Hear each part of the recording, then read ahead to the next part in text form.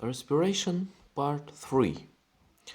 The position of the oxyhemoglobin dissociation curve may change, may shift to the right or to the left, and it depends on the concentration of the carbon dioxide or the carbon dioxide tension in the blood. So it will look like that. If the concentration of carbon dioxide in blood increases, then the affinity of hemoglobin to oxygen decreases. It means shift of the oxyhemoglobin dissociation curve to the right. This right curve decreases, reflects the decreased affinity of hemoglobin to oxygen when carbon dioxide concentration increases. So also in this case pH decreases. pH decreases and temperature increases, and vice versa. When carbon dioxide concentration decreases,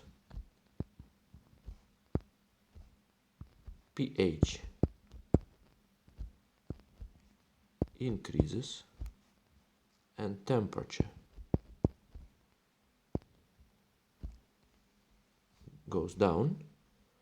Curve shift to the left, and it reflects increased affinity of hemoglobin to the oxygen.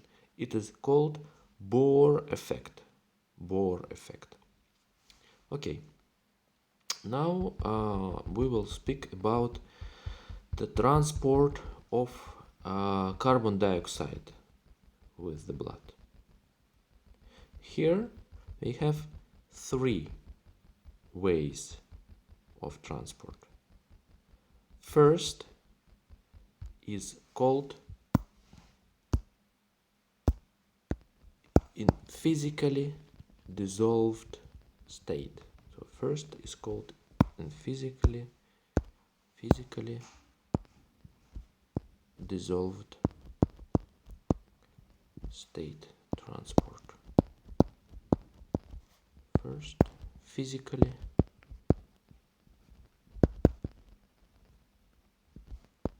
dissolved state.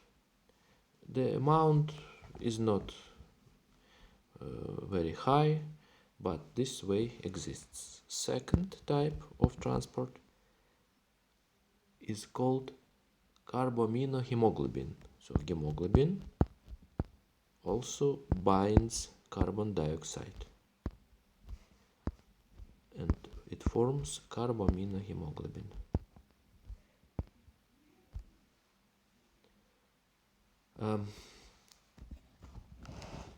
But the most important way is the transport of carbon dioxide in the form of the carbonic acid, like that. This reaction goes in red blood cells and is catalyzed by the carbonic anhydrase.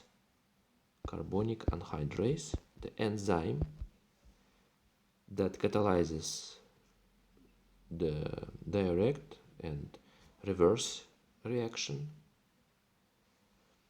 This enzyme, carbonic anhydrase, is localized, as it was told, in red blood cells, and this is the most important way of transport of the carbon dioxide.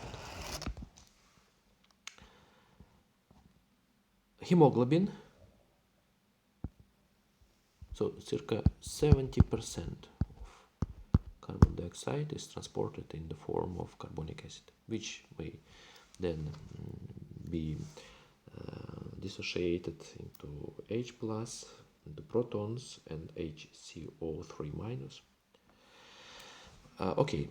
Also hemoglobin may bind CO monoxide, carbonic monoxide. This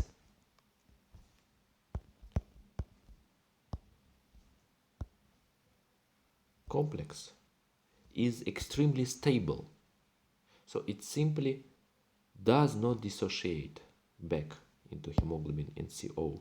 So this bind is very strong, and as a result, CO is poison, because in this case, if a person inflates large amounts of CO, it may happen, for example, if the chimney is closed, in the oven is closed too early, when the fire is not completely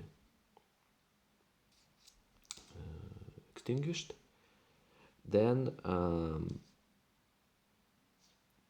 person inflates large amounts of CO, hemoglobin is completely saturated with CO, and almost no free hemoglobin is left to carry oxygen. And in this case, person may even die. So what should be done in this case?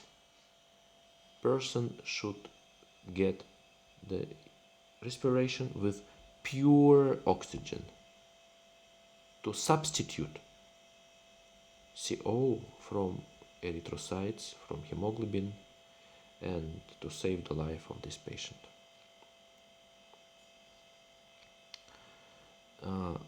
There are some additional types of hemoglobin, for example, fetal hemoglobin, which is characterized by increased affinity to oxygen, so as well as myoglobin.